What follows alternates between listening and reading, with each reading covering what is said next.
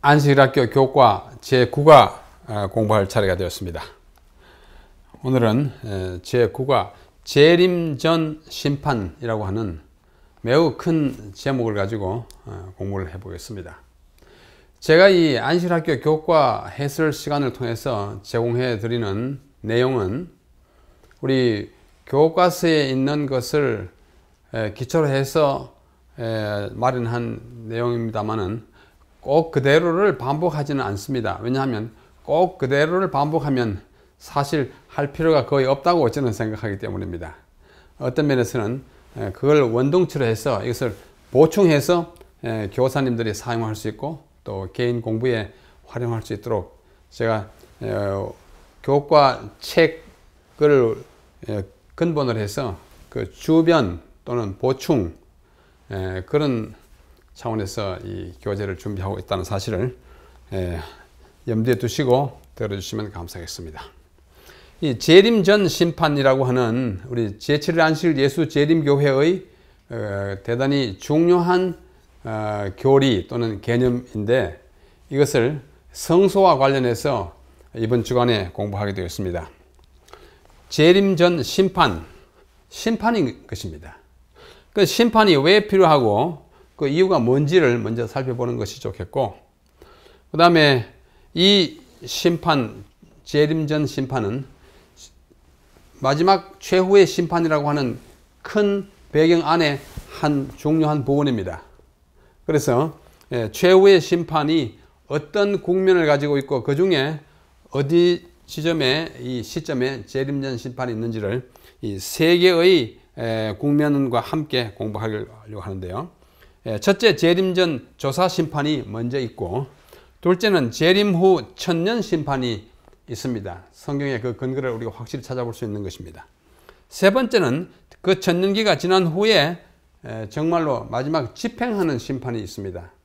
그래서 저는 최후의 심판이라고 하는 이 큰 윤곽 안에서 먼저 재림 전 심판, 이건 조사 심판이라고 할 수 있고, 그 다음에 둘째는 재림 후 천년 기간 동안에 또 심판이 이루어지는데 그것을 재림 후 천년 심판이라고 편의상 이름을 붙이고, 그 다음에 천년기가 지난 다음에 천년 후 모든 악인을 소멸시키고 마귀까지를 멸절시키는 집행 심판이 있는 것으로 성경은 말하고 있습니다. 그래서 그러한 일련의 심판, 곧 최후의 심판이 있은 다음에 그 결말과 또 그것에 대한 우리 신자들의 확신, 이런 순서로 이 과목을 이어 공부를 하겠습니다. 먼저 오늘의 기억절은 다니엘 7장 27절의 말씀입니다.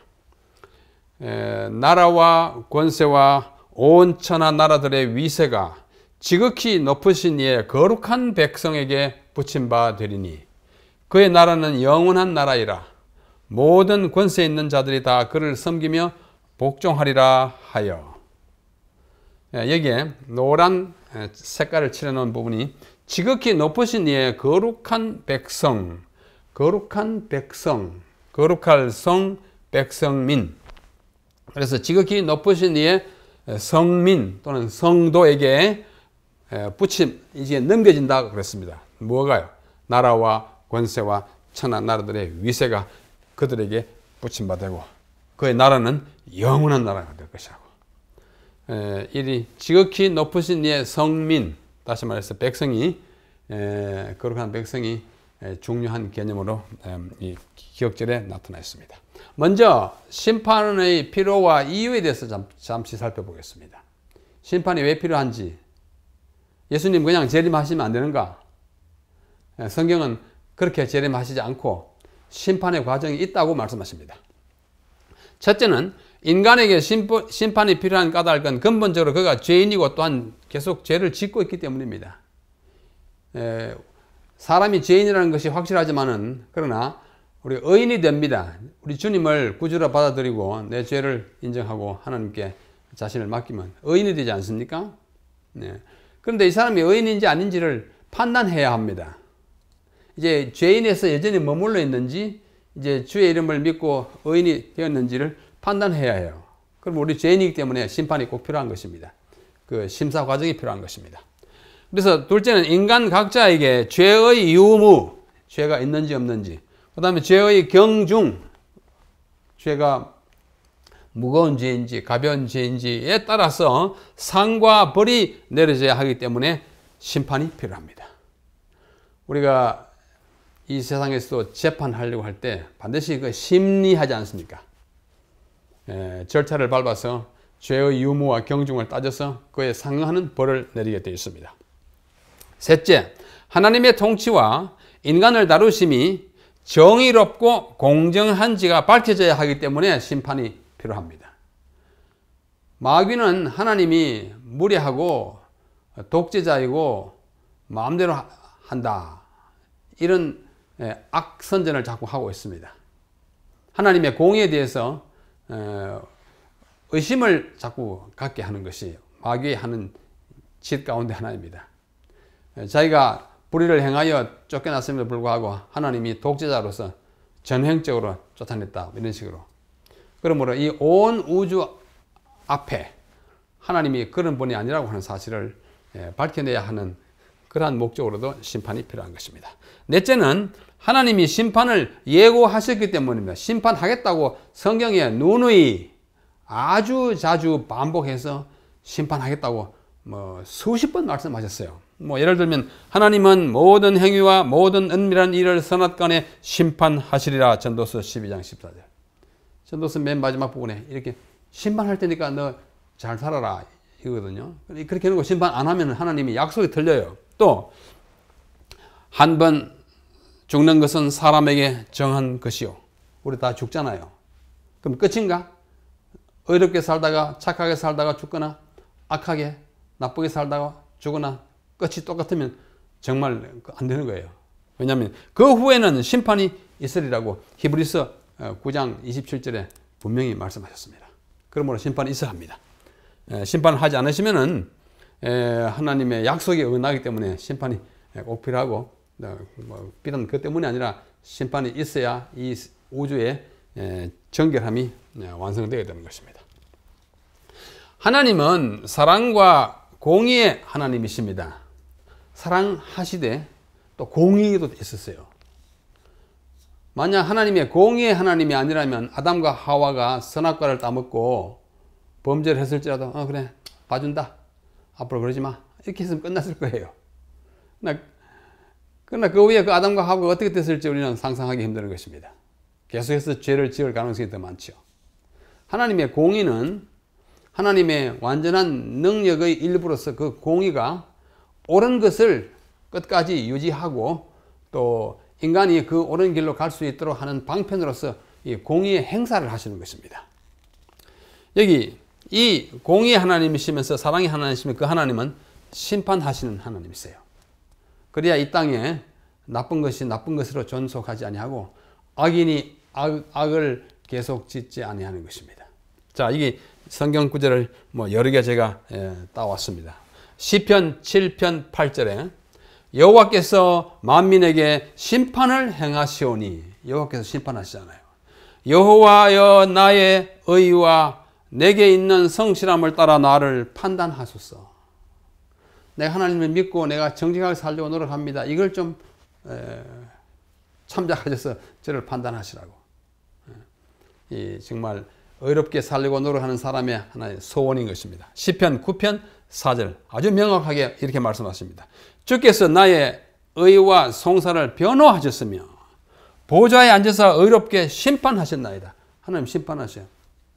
구약시대의 보좌는 왕이 앉는 자리를 보좌라고 하지 않습니까? 보좌의 가장 근본적인 두 가지 역할은 뭐냐면 그것이 통치하는 자리이면서 심판하는 자리입니다. 구약시대에는 삼권 분립이 되어 있지 않습니다. 왕이 곧 재판관이에요. 솔로몬에게 그 두 여인이 아이 하나를 데리고 심판받으러 오지 않았습니까? 아주 전형적인 경우예요. 그러므로 보좌에 앉으신 그분은 의롭게 심판하시는 분입니다. 시편 9편 7절 여호와께서 영영히 앉으시며, 구약에서 자꾸 하나님이 앉으신다 하는 말은 심판을 시작하는 자세로 보면 됩니다. 앉으시며 심판을 위하여 보좌를 예비하시도다. 그렇죠? 통치와 함께 심판, 이것은 보좌에 앉은 분의 하시는 일이었습니다. 그 다음 절 공의로 세계를 심판하시며 정직으로 만민에게 판단을 해가신도다. 심판, 판단 다 같은 유의 말씀인 것입니다. 하나님은 판단하시고 심판하시는 분이십니다. 시편 50편 6절 하늘이 그 공의를 선포하리니 하나님 그는 심판장이시미로다. 하나님은 심판장, 재판장이에요. 그 다음에 이사야 3장 13절 여호와께서 변론하러 일어나시며 백성들을 심판하려고 서시도다. 하나님이 앉으시는 것은 이제 심판을 하기 위한 과정을 시작하는 것이고 서시는 것은 이제 집행하는 그런 동작으로 성경에 자주 나타났습니다. 말라기 3장 5절 내가 심판하러 너희에게 임할 것이라 술수하는 자에게와 간음하는 자에게와 과부와 고아를 압제하며 나그네를 억울케 하며 나를 경외치 아니하는 자들에게 속히 증거하리라. 만군의 여호와가 말하였느니라. 내가 심판하러 너에게 간다. 우리도 지금 심판하러 오시고 지금도 심판하고 계시는 하나님 앞에 우리가 살아가고 있습니다. 하나님은 심판하신 하나님이십니다. 신약에도 사도행전 17장 31절에 이는 정하신 사람으로 하여금 천하를 공의로 심판할 날을 작정하시고 심판하시되 막무가내로 뭐 아무렇게나 하지 않고 공의로 의롭게 심판하시고 그 날을 작정하시고 또 이에 저를 죽은 자 가운데서 다시 살리신 것으로 모든 사람에게 믿을 만한 증거를 주셨다. 예수님의 부활을 이렇게 말씀하시는데 그분에게 뭐가 주어졌어요? 심판할 날이 주어져서 그 날을 작정해 놓으시는데 곧 그 날이 이르게 될 것이라고 말합니다. 로마서 14장 10절 네가 어찌하여 내 형제를 판단하느냐? 우리가 다 하나님의 심판대 앞에 서리라. 심판받아야 합니다. 그 다음에 고린도후서 5장 10절 이는 우리가 다 반드시 그리스도의 심판대 앞에 드러나 각각 선악간에 그 몸으로 행한 것을 따라 받으려 함이라. 분명합니다. 바울의 이야기나 뭐 사도행전의 이야기나 말라기의 이야기나 시편 기자의 이야기나 이사야의 이야기나 하나님은 심판자이시고 앞으로 정말 마지막 심판대가 우리가 다 설 것이라고 말합니다. 요한계시록에도 이렇게 말합니다. 또 내가 보니 죽은 자들이 물은 데서 하고 그 보좌 앞에 섰는데 이 보좌는 아까 말씀드린 바와 같이 뭐 통치와 재판의 심판의 자리인데 그 앞에 우리가 물은 데서 하고 모든 사람들이 서서 책들이 펴 있고 또 다른 책이 펴졌으니 곧 생명책이라. 죽은 자들이 자기 행위를 따라 책들에 기록된 대로 심판을 받으니. 이 요한계시록 20장의 마지막에 있는 장면을 묘사한 거예요. 심판을 받는 장면을 지금 요한이 기록한 것입니다. 20장 다음 절 13절 바다가 그 가운데서 죽은 자들을 내어주고 또 사망과 음부도 그 가운데서 죽은 자들을 내어주면 마지막에 부활할 때 각 사람이 자기의 행위대로 심판을 받고 얼마나 확실합니까?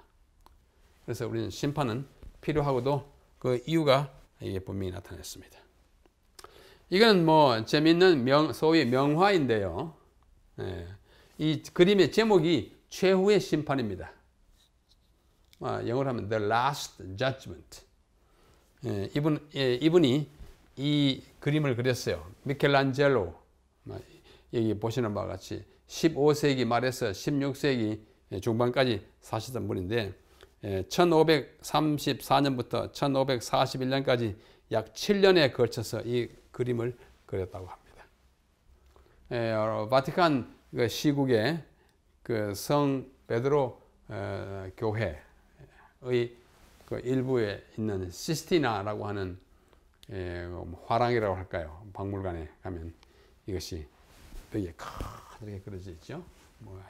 이 한 폭이 이게 4m, 이게 13m 되는 굉장히 큰 그림이에요.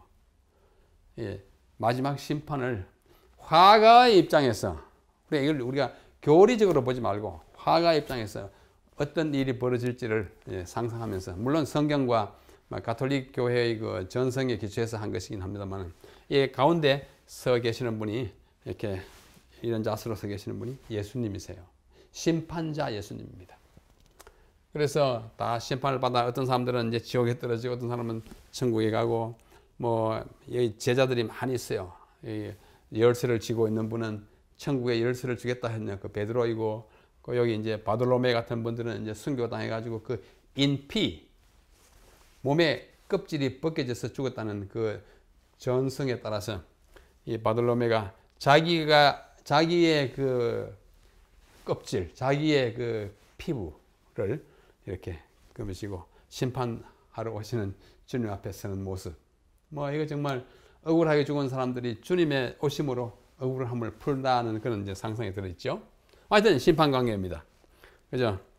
우리가 안식학교 교과를 공부할 때 너무 딱딱하게 하지 마시고 또 시청각 교재를 사용할 수 있고, 물론 그런 것은 잘못된 것은 우리가 지적하는 것이 필요할 것입니다만은 이런 그림도 있다는 것을 잠시 보여드렸습니다. 둘째는 최후의 심판, 방금 본 최후의 심판. 그러나 이 그림을 초월해서 성경이 나타내는 최후의 심판은 세 국면이 있습니다. 그 세 국면에 어떤 과정이 있는지를 보려고 하는데, 그에 들어가기 앞서 서론적으로 보편적 최후의 심판, Universal Last Judgment, 보편적, 전반적인, 한국에서만 일어나거나 미국에서만 일어나거나 인도에서만 일어나거나 아니고 전반적, Universal 그 심판이, 그러니까 주님의 재림으로 말미암아 일어나는 전반적인, 그리고 한 민족이나 한 국가에만 국한되지 않고 온 세계 거민에게 해당되는 그 마지막 심판이 있을 것에 대한 언급은 구약과 신약의 도처에서 발견되는데, 그 대표적인 언급들을 몇 가지만 뽑으면 이렇습니다. 전반적인 심판이 있게 될 것입니다. 첫째, 요엘 1장 15절, 3장 12, 14, 16절 보면 여호와의 날이 이른다고 말합니다. 이 여호와의 날은 팔레스타인만을 위한 것이 아니에요. 전 지구의 거민을 위한 여호와의 날, 그 두려운 날, 심판이 있을 것을 말합니다. 이사야 24장으로 26장도 흔히 말하는 이사야 묵시예요. 아주 작은 묵시인데 거기 보면 땅이 벌을 받습니다. 땅이 벌 받아요. 땅이라는 것은 지구 덩어리 전체예요. 사람들이 억울하게 죽었던 사람들 피 흘리며 죽었는데 땅이 거기에 잦았던 피를 토해낸다. 26장 같은 데 그렇게 말씀하죠. 그죠? 의인들이 다 죽습니다. 무덤 속에 들어가서 분노가 지나기까지 잠깐 쉬다가 그 피를, 죽었던 의인들의 몸을 땅이 이렇게 토해낼 때, 우리 주님 오실 때, 부활할 때, 그때 전반적인 유니버설한 마지막 심판이 있을 것을 이사야 묵시도 우리에게 말하고 있습니다. 그 다음에 마태복음, 이 복음서에 보면은 13장에 보면 이 비유 가운데 어부가 고기를 잡아가지고 나쁜 고기와 좋은 고기를 가르지 않습니까? 그 심판이에요. 또 25장에 있는 10처녀, 5처녀와 슬기로운 처녀와 그렇지 않는 처녀를 가르는 건 심판이에요. 슬피 울며 이를 갈미 있는 그 사람들과 또 주인의 즐거움에 참여하는 그 사람들 다 달란트 비유에서 심판은 갈라놓는 것입니다. 요한복음 5장 29절에도 악한 자들은 심판의 부활로, 의인들은 생명의 부활로 일어날 거라고 말하죠. 전반적인 마지막 심판에 대한 이야기입니다. 요한 1서 4장 17절에도 심판날에 담대함을 가지게 하려 함이라. 너희가 서로 사랑하고 주님의 뜻을 따라 잘 살면 심판날에 담대함. 그러니까 이 세상 사람 모두에게 적용되는 말씀인 것입니다. 그래서 이 보편적 최후의 심판을 우리가 좀 더 세분하면 그 때는 언제 있을 건가 하니 세상 끝에, 우리 마태복음 13장 그 씨 뿌리는 자의 비유 가운데 세상 끝에, 또 여기 사도행전 17장에 보면 천하를 공의로 심판할 그날, 그 시기를 그쪽으로 이렇게 지적해 주고 있습니다. 또 베드로후서는 주의 날에, 주님의 날, 구약의 표현을 하면 여호와의 날인 것입니다. 그 날에 있을 이 최후의 심판이 이렇게 조금 시차를 적용시켜 보면 세 국면으로 나뉩니다. 첫째는 재림 전에 있는 조사심판이 있어요. 우리가 이걸 조사심판이라고 그러고 또 재림 전 심판이라고 그러는데 함께 묶어서 재림 전 조사심판은, 이것은 심리하는 심판입니다. 사실하는 심판이에요. 사실이라는 말은 일의 옳고 그름을 살피는 걸 사실한다 그럽니다. 우리가 지금 옳고 그름을 가르는 심리로서의 심판이 진행되는 기간 동안에 살고 있어요. 재림 전 심판이에요. 그러다가 우리 주님이 이 땅에 딱 오시면은 재림 전 조사 심판은 끝나고 재림 후 천년 심판 기간이 옵니다. 그때 딱 판단합니다. 앞에 심리된 그 과정의 결과로 나타난 모든 것들을 딱, 아하, 이 사람은 이렇고, 저 사람은 저렇고, 그 다음에 천사들 가운데 너희들은 이렇고, 딱 판결하는 심판입니다.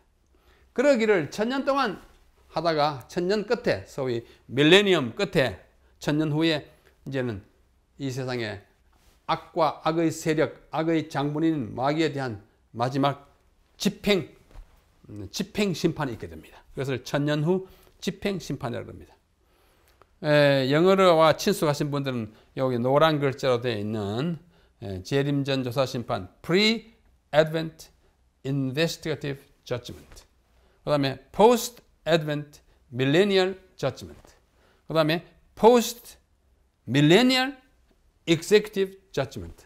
영어로 그렇게 쓴다는 걸 알아놓으면 되겠습니다. 자, 먼저 재림 전 조사 심판을 한번 보겠습니다. 제가 아주 간단히 요약해 놓았으니까 아마 이용하시기도 편리하다고 생각합니다. 이 재림 전 조사 심판은 언제 있는가? 시간을 먼저 보면은 이 최후의 심판, 전체 심판의 첫 번째 국면인 이 재림 전 조사 심판은 예수님의 재림 전에 있습니다. 지금 진행되고 있습니다. 그것을 다니엘서 12장 4절 9절에 보면 마지막 때, 지금 마지막 때예요. 지금 마지막 때예요. 좀 길지만 마지막 때입니다. 그 다음에 요한계시록 14장 그 첫째 천사의 기별에 보면 그의 심판하실 시간이 이르렀다 합니다. 그의 심판할 시간이 바로 지금 재림 전 조사 심판이에요. 그것이 다니엘서와 연결해서 예언을 풀면 2300주야 후예요. 2300주야가 1844년에 끝나지 않습니까? 그 후에 이제 첫째 천사가 활동하고 우리 이 교회 첫째 천사로 상징된 이 남은 이 교회가 이 역할을 하고 그때 심판하실 때가 이르는 그 시기 동안에 활동하는 것을 보여주고 있습니다. 이것이 심판이기 때문에 이 재림전 조사 심판의 심판관은 누구냐 하면 성부 하나님이라고 할 수 있습니다. 다니엘 7장 9절로 13절에 보면 옛적부터 항상 계신 이가 딱 좌정하셔서 심판을 베푸십니다. 옛적부터 항상 계신 이는 성부 하나님을 가리키는 칭호입니다. 그러므로 성부 하나님이라고 할 수 있습니다. 그러면 이때의 심판의 대상은 누구냐? 온 이스라엘이에요. 이제 이것이 우리가 대속죄에 들어갔기 때문에 구약의 대속죄, 속죄에는 모든 이스라엘 백성이 다 그 심판의 대상이 되는 것과 마찬가지로 모든 이스라엘인데 하나님의 집으로부터 시작되는 전반적인 심판이기 때문에 모든 백성에게 모든 사람에게 적용되는 심판입니다. 그럼 이 심판은 어디서 일어나느냐? 하늘에서 일어납니다. 하늘 성소 또는 지성소에서 일어나는 것입니다. 하늘 성소에서 일어나요. 특별히 히브리서 9장 24절을 보면은 참 하늘에서 들어가셔서 심판하신다고 그랬거든요. 그러면 여기서 그리스도의 역할은 뭐냐? 심판관은 성부 하나님이시고 예수님은 뭘 하시는 거 아니?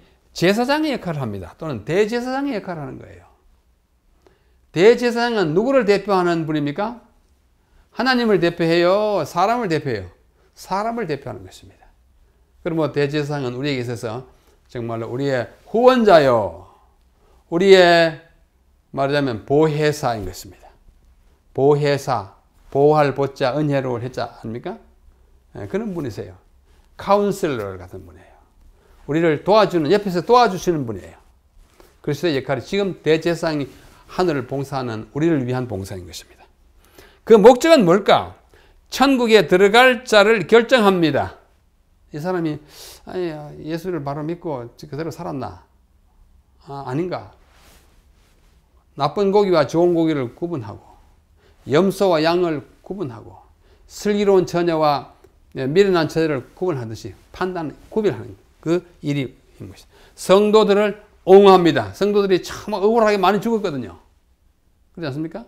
핍박방에서 순교당한 사람 많아요. 옹호하는 거예요. 하나님의 성품을 옹호합니다.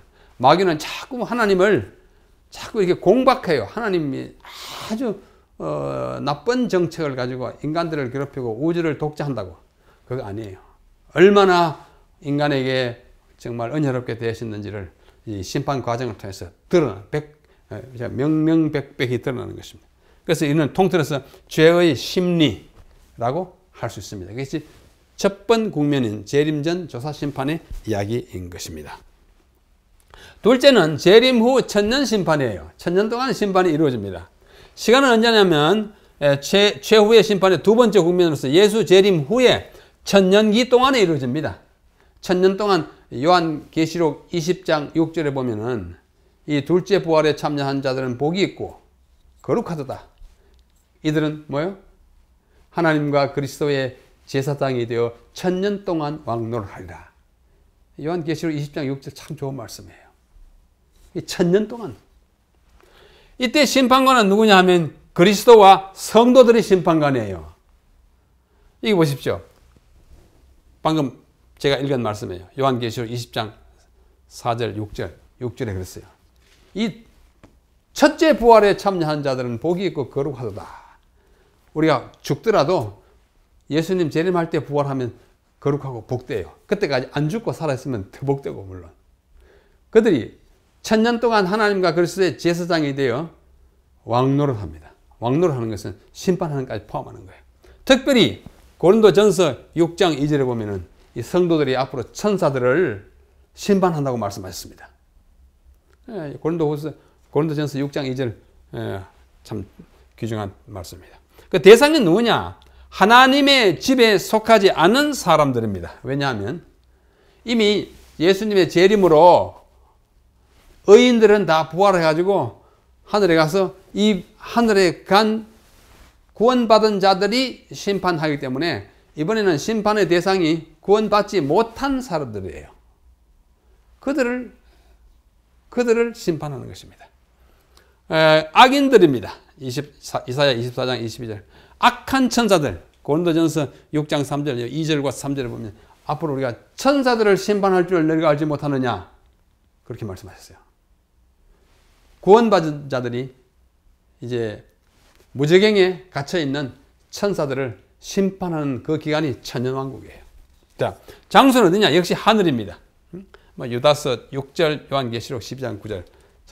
그 다음에 이때 그리스도의 역할은 뭐냐? 이때는 그리스도는 심판관이세요. 아까는 제사장이다가 이제 재림하신 후에 우리가 천년 동안 하늘에 있을 때 그때 그리스도께서는 악한 자들과 악한 천사들을 심판하는 심판장이고 그 심판에 배심원이라 할까 심판에 참여하는 모든 분들은 구원받은 하나님의 백성인 것입니다. 이때 그리스도는 앞서 조사심판에서는 제사장이다가 대제사장이다. 이제는 뭐예요? 심판관으로 바뀌는 것입니다. 목적이 뭐냐? 악인의 행위를 심사하여 형벌을 결정합니다. 책들에 기록된 대로 심판을 받는다. 이렇게 말씀했어요. 또 멸망한 자들의 그 이유를 규명합니다. 그 사람이 왜 참 착하게 사는 것 같은데 왜 구원 못 받았지?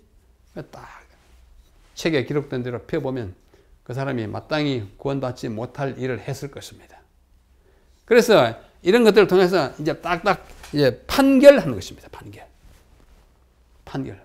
역대의 모든 아담 이후로 모든 악인들의 그 경우를 딱 내놓고 책에 기록한 대로 판단하는 것이에요. 그걸 딱 공개적으로 하는 것입니다. 그래야 그 사람은 그래서 구원을 못 받았구나 알 수 있는 거예요. 이것이 재림 후 천년 심판이라고 일컬을 수 있는 두 번째 국면의 최후의 심판이에요. 그 다음에 그 천년이 딱 마치면 천년 후 집행심판이 있습니다. 최후의 심판, 전체 심판의 세 번째이자 마지막 국면인데 천년기가 끝난 다음에 있습니다. 요한계시록 20장 그 이후에 예루살렘이 내려온 후에 사탄이 그때 멸망당합니다. 사형 집행심판을 천년 동안 사탄이 유혹할 대상이 없어서 말하자면 무정의 갱에 갇혀있는 듯한 그런 신세로 천년을 지난 다음에 이제 풀려가지고 그때 악인들이 부활해가지고 그들이 최후의 죽음을 맞이하게 되는 그 판결 심판이 바로 천년 후 집행 심판입니다. 이때 심판관이 누구냐? 예수님이 그리스도세요. 마태복음 25장. 그 다음에 성부도 거기에 관여하십니다. 하나님과 그 아들 하나님이 함께 관여하셔서 성경 구절을 한번 일일이 찾아보시면 대상이 누구냐? 악인들이에요. 그 다음에 사탄을 따르는 자들이에요. 또 마귀들이에요. 마귀가 그때 다 멸절당할 것입니다. 악의 뿌리가 제거되는 마지막 순간이에요. 장소는 역시 하늘에 악한 천사들과 땅은 역시 죄인이 이제 부활하기 때문에 땅에서, 천사들을 위해서는 하늘에서 집행되고 악인들을 위해서는 땅에서 집행되는 것입니다. 이때 그리스도의 역할은 역시 심판관이면서 집행하게 되는 것입니다. 목적은 죄의 창시자 사탄과 그의 천사들의 멸망이에요. 하늘에서는. 그다음 땅에서는 악인들은 불못에 던져져 가지고 영원한 불에 타서 죽습니다. 지옥불이 영원하다는 말에 대하여 가끔 오해가 있습니다. 지옥에 가면 영원토록 이걸 타는 그것에 고통을 당하는가? 그렇지 않습니다. 히브리인들의 언어에 있어서 영원하다는 말은 우리가 말하는 대로 무작정 긴 것이 아니에요. 그 목적이 다 수행될 때까지 오래도록 이런 뜻입니다. 지옥불에 들어가는, 여기 보는 불못에 들어가는 사람들은 그들이 다 탈 때까지 타는 것이지 다 타지 않고 계속 타도록 되어 있는 것은 아닙니다. 영원이라는 뜻은 그 목적이 다 이룰 때까지 오래도록 이런 뜻을 갖고 있다는 사실을 이해하면 좋겠습니다. 그래서 이 세 가지 국면이 있어요. 성경에 제가 다 읽지 않았지만 혹시 기록하신 분들은 찾아보시면 아주 분명하게 나타나 있습니다. 그래서 이 심판이 세 국면이 이제 다 끝나게 되면 그 마지막 결말과 그에 대한 우리의 확신이 어떤 것인지를 보게 됩니다. 보편적 최후의 심판의 세 가지 국면, 즉 재림 전 조사 심판과 재림 후 천년 심판과 천년 후 집행 심판이 다 끝이 나면, 상당히 긴 기간이죠. 예수님이 오시기 전에 상당한 기간, 예수님 오신 다음에 천년, 이 기간 끝나면 이 지구상에는 모든 죄악과 죄의 흔적들이 사라지고 세상이 새롭게 되어, 마태복음 29장 18절, 인자가 올 때 이 세상이 새롭게 되어 정말로 새롭게 됩니다. 그야말로 리모델 되는 것입니다. 또 새 하늘과 새 땅이 나타날 것입니다. 신천신지예요. 정말로 새롭게 됐어요. 이 신천신지의 새 하늘과 새 땅은 지금까지 있던 땅을 없애버리고 새로 만든 것이 아니라 죄악으로 이렇게 망가진 이 땅을 다시 새롭게 하는 거예요. 리메이크가 아니고 리뉴한 것입니다. 새 하늘과 새 땅이 나타날 것입니다. 보좌에 앉으신 이가 가라사대 보라 내가 만물을 새롭게 하노라. 이 선언이에요. 새 예루살렘 내려올 때 만물을 새롭게, 이제는 전부 새 것이에요. 사람들은 새 사람이에요. 여러분과 제가 다 새 사람이 될 것입니다. 이제는 병들고 사고 만나면 막 일그러져 그런 거 아니에요. 태초에 하나님이 아담과 하와를 지었을 때 그 영광스러운 모습, 어쩌면 그보다 더 아름답게 아마 복구되는 것, 회복되는 것입니다. 만물을 새롭게 하느라 라고 하실 것입니다. 또 내가 새 하늘과 새 땅을 보니 처음 하늘과 처음 땅이 없어졌고 바다도 다시 있지 않냐. 창조 때의 상태로 돌아가서 행복과 복락을 누리게 되는 그런 모습을 우리에게 보여줄 것입니다. 다니엘 7장에 의하면, 다니엘 7장에 하나님의 심판 광경이야. 특별히 다니엘 7장 9절, 10절, 11절 쭉 보면 재림전 심판이 끝나면, 예수님 재림하시기 직전까지의 심판, 심리하는 심판이 끝나면 다음과 같은 일들이 이어질 것으로 다니엘 7장이 말하고 있습니다. 자, 7장 14절에 보면 인자가, 그때 이제 성부 하나님이 옛적부터 항상 계신 이가 이제 심판을 주도한 다음에 그것이 끝나면 인자가, 그러니까 인자 같은 이라고 되어 있지만 인자, 예수님이 왕위에 오릅니다. 권세와 영광과 나라를 얻습니다. 7장 14절에 보면 이제는 그 모든 권한의 통치가 어디에요? 예수님께로 옮겨가는 것입니다. 권력 이양이라고 할 수 있어요. 세속적인 표현을 하면. 그 다음에 중요해요. 성도가, 구원받은 하나님의 백성이 영원한 나라를 받게 돼요. 아까 기억절의 말씀이에요. 심판은 하나님의 나라를 받을 성도들을 위한 것입니다. 7장 20절. 성도들을 위한 것이에요.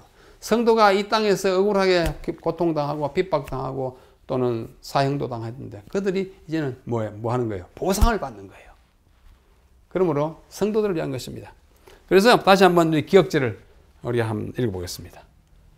나라와 권세와 온 천하 나라들의 위세가 위력과 그 세력이 지극히 높으신 이 곧 하나님의 거룩한 백성 성민에게 붙임 받으리니 그의 나라는 이 성도들에게 이제 양도된 나라는 어떻게 해요? 영원한 나라이라.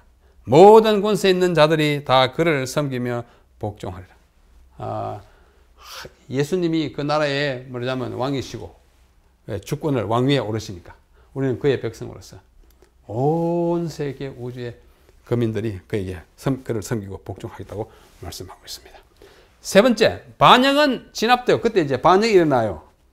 일어나지만은 쓸데없는 일입니다. 마귀가 이길 수가 없어요. 반역자들은 멸망을 당합니다. 원수들은 심판을 받습니다. 작은 뿔이 성도와 전쟁을 벌인 후에 패배하여 영원히 멸망합니다. 작은 뿔이 거기 나옵니다. 작은 뿔에 대해서는 다음 주에 다시 또 공부하게 되겠습니다. 넷째, 하나님의 절대적인 공의가 증명됩니다. 하늘 법정의 심판은 공개적이어서 천사들도 인간들에 대한 신문에 참석하기 때문에 그들 스스로 하나님의 조치가 공정하다는 사실을 알게 됩니다. 그리하여 최종적으로 하나님은 옹호를 받으실 것이며 만인과 만물이 그분의 사랑과 공의를 인정할 것입니다. 그래서 이 심리가 필요하고 공개된 그 모든 재판이 필요한 것입니다. 하나님이 우리 인간 때문에 오해를 참 많이 받으셨어요. 온 우주 앞에 특별히 마귀가 자꾸 속살거리니까 그렇지 않다는 것을 아주 백일하에 드러내는 이것이 심판인 것입니다. 참 아름다운 장면입니다. 이와 같은 최후의 심판과 악의 세력의 멸절, 이것은 고대 이스라엘의 제사 제도, 특히 속죄일의 행사에서 분명히 예시되었습니다. 속죄일에 어떻게 했습니까? 앞에 보지 않았습니까? 아사셀을 위한 제비 뽑힌 염소가 광야로 가서 낭떠러지에 떼굴떼굴 떨어서 죽음으로써 그 지난 한 해 동안의 모든 죄와 죄의 원흉이 아주 멸절되는 일, 완전히 죄가 도말되는 일을 그 속죄 행사에서 보았듯이 이제는 영적이고 역사적인 속죄일인 오늘날 이 심판의 과정 끝에 이 땅에 영원히 죄가 멸절될 것입니다. 속죄일에 제사를 드리고 그 엄숙한 절차를 바라보면서 사람들이 보았어요. 그 여호와를 위하여 제비 뽑힌 염소를 죽이는 것도 보고 아사셀을 위하여 제비 뽑힌 염소를 가서 이렇게 처리되는 것을 다 보면서 이스라엘 백성은 죄와 죄인의 말로가 어떤 것인지를 깊이 인식했어요. 그 결말이, 죄의 결말이 뭔지, 죄의 결말이 뭐예요? 죄의 삭은 사망이요. 로마서 6장 23절. 죄의 삭시, 베풀어야 할 결말이 뭐냐면 사망인 것이죠. 그걸 다 보면, 죄는 지금은 좀 성하지만은 정말 없어지는구나, 죽구나, 죄인은 사라져야 하는구나 하는 것을 깊이 느끼게 했던 것입니다. 속죄를 무사히 맞이하고 잘 통과하려면 매우 면밀한 주의를 기울이고 철저한 준비를 해야만 했습니다. 그래서 나팔절로부터 속죄일 10일까지 한 열흘 동안에 깊은 자아 반성과 깊은 통회가 있었고, 물론 그 전부터 있었지만 그날을 근심스럽게 보냈던 것입니다. 속죄일이 든 7월, 제7월 티시르월 1일 나팔절부터 10일 동안에 10일이 속죄일이에요. 그동안에 금식과 기도로서 자신을 살피면서 준비하였습니다. 이것은 일종의 자기 조사였어요. 자기 반성이고 자기를 되돌아보는 일이었어요. 그러면 오늘 우리 역사적인 속죄일에 살고 있는 이 재림전 조사심판 시기에 살고 있는 우리들은 우리가 자신을 살펴야 합니다. 내가 올바른 하나님의 앞에 선 올바른 걸음을 걷고 있는지를 살펴야 합니다. 당일에는 7월 10일 당일에는 우리 지금 당일의 역사 속에 살고 있는 거예요. 스스로 괴롭게 하고 아무 일도 하지 말아야 했습니다. 그 일하는 사람은 백성 중에서 끊어질 것이었습니다.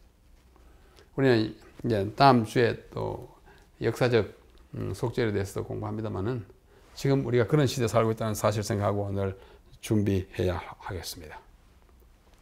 그러나 준비하고 참 떨고 자신을 살피고 자신을 괴롭게 해야 하지만 우리가 괴로운 그 자체가 하나님 우리를 위한 뜻이 아니에요. 그렇게 함으로써 우리가 정화되고 하나님과의 관계를 회복하는 것이 목적인 것입니다. 그러나 하나님의 백성은 두려워하거나 좌절할 필요가 없었습니다. 왜냐하면 본질적으로 심판은 하나님의 백성을 옹호하기 위한 것이기 때문입니다. 우리가 하나님께 붙어 있기만 하면 우리가 두려워할 것이 아무것도 없습니다. 하나님은 우리의 편이시고 예수님은 우리를 위한 제사장이기 때문에 그렇습니다. 그러므로 하나님은 우리를 도우시고 특별히 아드님을 통해서 그분이 십자가에 달려 돌아가신 그 죽음, 그 흘리신 피를 인하여 우리를 다시 구원하고자 노력하시는 그 봉사를 하고 계시기 때문에 우리는 너무 떨 필요가 없는 것입니다. 사도 요한은 이렇게 말씀합니다. 이로써 사랑이 우리에게 온전히 이루어진 것은 우리로 심판날의 담대함을 가지게 하려 함이라고 하였어요. 우리가 자기가 준비도 안 되면서 이렇게 뻐길 필요는 없지만은 예수님이 나를 위해 십자가에 돌아가셨다. 내가 주님을 위해서 살았다. 내가 하나님께 나가야지. 마치 자녀가 아빠에게 딱 이렇게 당당하게 나와서 아빠하고 하듯이 우리는 다 영적으로 하나님 앞에 자녀들이기 때문에 그렇습니다. 그러므로 이것이 우리 주 예수 그리스도의 용서하시는 사랑과 아버지 하나님의 공의와 의로우심을 믿고 의지하는 것을 뜻하는 것입니다. 우리 그런 뜻에서 뭘 가지고? 우리는 담대함을 가지고 하나님 앞에 나가게 되는 것입니다. 신자들은 그들의 죄를 은혜로 용서해 주시는 주님이 계신다는 것을 믿고 그들의 죄악을 위하여 중보하시는 분이 계시고 하늘에 우리의 중보자가 계신다는 것, 그들을 이끌어서 은혜의 보좌 앞에 담대히 나아갈 수 있게 하시는 예수님이 계시다는 것을 믿고 그분을 의지하여 심판의 관문을 무사히 통과할 수가 있는 것입니다. 복음 아닙니까? 참 큰 복음이에요. 예수 그리스도는 아버지 앞에 있는 우리의 대언자요, 보혜사요, 파라클레이토스라 대언자예요. 우리의 중보자와 변호자와 대제사장이시므로 우리는 확신과 용기를 가지고 그분에게로 나아갈 수가 있습니다. 우리는 심판을 기쁨으로 맞이하게 된 것입니다. 우리가 아무리 외워도 정말 언제나 반가운 성경 구절 요한복음 3장 16절 하나님이 세상을 이처럼 사랑하사 독생자를 주셨으니 독생자를 주셨습니다. 그 독생자를 주신 그분이 우리를 위해서 뭘 아끼겠습니까? 이는 저를 믿는 자마다 멸망치 않고 영생을 얻게 하려 하십니다. 우리를 구원하시되 우리가 행한 바 의로운 행위로 말미암지 아니하시고 오직 그의 긍휼하심을 따라 중생의 씻음과 성령의 새롭게 하심으로 하셨나니 우리 구주 예수 그리스도로 말미암아 우리에게 그 성령을 풍성히 부어주사 우리로 그의 은혜를 힘입어 의롭다 하심을 얻어 영생의 소망을 따라 상속자가 되게 하려 하심이라. 디도서 3장에 이게 주는 것이 너무 커요. 그럼 우리가 겸손히 받고 그걸 주장하고 나아가면 되는 것입니다. 여기 각 시대 대쟁투 이 맨 마지막 페이지입니다. 각 시대 대쟁투 맨 마지막 페이지예요. 이 세상의 모든 구원의 역사가 다 끝난 다음에 대쟁투는 끝났다. 죄와 죄인들은 없어졌다. 아까 집행심판을 통해 다 없어졌어요. 온 우주는 깨끗해졌다. 오직 조화와 기쁨의 맥박만이 온 우주의 만물을 통하여 고동한다. 생명과 빛과 환희가 만물을 창조하신 분에게서 끝없이 넓은 우주로 퍼져나간다. 굉장히 이 화이트 여사님의 이 필치가 참 아주 광휘, 아주 빛나는 필치예요. 퍼져나갑니다. 가장 작은 원자로부터 가장 큰 세계에 이르기까지 만물은 생물계와 무생물계를 막론하고 조금도 흠이 없는 아름다움과 완전한 기쁨으로 뭐라고 외쳐요? 하나님은 사랑이시다 라고 선포한다. 이렇게 하고서 각시대 대쟁투가 끝납니다. 그리고 각시대 대쟁투라는 책은 5권으로 된 대쟁투 총수의 마지막 책 아닙니까? 부조와 선지자, 선지자와 왕, 시대의 소망, 사도행적, 각시대 대쟁투의 맨 마지막이에요. 이 첫 번째 책 부조와 선지자의 제 첫째 페이지는 God is love, 하나님은 사랑이다 라고 시작합니다. 마지막 책의 맨 마지막 책 678페이지는 God is love로 끝나요. 이 우연이 아닙니다. 하나님의 사랑으로 인하여 인류의 구원의 역사를 시작하고 하나님의 사랑으로 인류의 구원의 역사가 끝내 하나님의 사랑이라 하나님의 사랑이라 시작하고 끝마치는 하나님의 사랑의 이 통치, 사랑의 심판, 이것이 인간 구원의 역사인 것입니다. 자, 아까 보여드린 이 좀 성서적으로 딱 맞지는 않지만은 우리 정말 최후의 심판이 있다는 그 사상을 우리에게 일깨워주는 그림을 이제 보는 거예요. 이게 우리를 자신감 있게 하고 담대하게 합니다.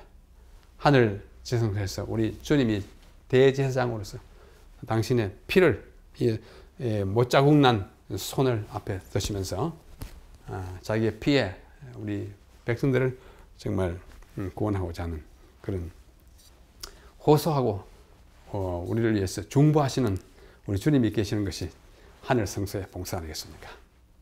우리 이러한 정말 엄청난 하늘에서 벌어지고 있는 나의 구원, 우리의 구원의 역사가 있다는 사실을 생각하고 우리 앞으로 한 주일 동안도 담대하게 그분의 손을 잡고 그분의 피를 의지해서 용기 있게 살아가시다가 또 우리의 이 세상 역사가 끝나거나 우리의 삶이 끝났을지라도 우리는 주님을 맞이할 수 있다는 그런 희망과 믿음을 가지고 승리하게 되기를 간절히 바랍니다.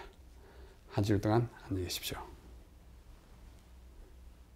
안녕하세요. 저는 신윤주 집사인데요. 저도 작년에 처음으로 대륙 선교 대회라는 데를 참석했거든요. 저희는 작년에 겨울에 휴가를 내서 재림연수원을 가족끼리 가기로 계획을 세웠었는데요. 우연히 일이 이렇게 잘못돼 갖고 대륙 선교 대회를 참석하게 됐는데 여러분들도 남편하고 아이들 데리고 꼭 참석하시면 좋을 것 같아요. 왜냐하면 갔더니 일단 아이들 프로그램도 좋게 있었고 아이들을 맡아서 이렇게 잘 해주시더라고요. 그런 게 너무 엄마 입장에선 좋았고 또 거기 참석해 보니까 우리가 항상 가지고 있는 그런 그 고민이 있잖아요. 고민이 아니라 어떻게 하면 예수님을 빨리 오시게 할 수 있을까? 어떻게 하면 예수님을 빨리 만날 수 있을까? 그랬는데 제가 대륙선교에 가서 나름대로 이렇게 하면은 그래도 예수님을 빨리 오시게 땡길 수 있다는 저는 확신을 갖고 있거든요. 그래서 그 대회에 참석해서 선교사분들 얘기들 듣기도 하고 우리가 또 후원도 하고 그러니까 좀 더 예수님을 빨리 전해야 예수님이 빨리 오시잖아요. 그래서 여러분들 이번 겨울에 다른 스케줄 잡지 마시고 대륙선교에 오셔서 아이들하고 남편 다 데리고 오셔서 저희 가족도 만나시고 즐거운 시간 가지셨으면 좋겠어요. 감사합니다.